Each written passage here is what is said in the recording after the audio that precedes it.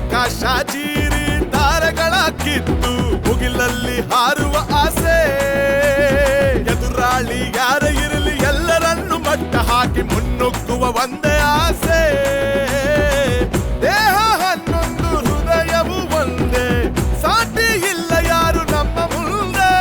ಛಲದಿಂದ ಶ್ರಮದಿಂದ ಮೈಸೂರ ಹಿರಿಮೆಗೆ ಕೀರ್ತಿ ತರುವ ಗುರಿ ನಮ್ಮದೊಂದೇ.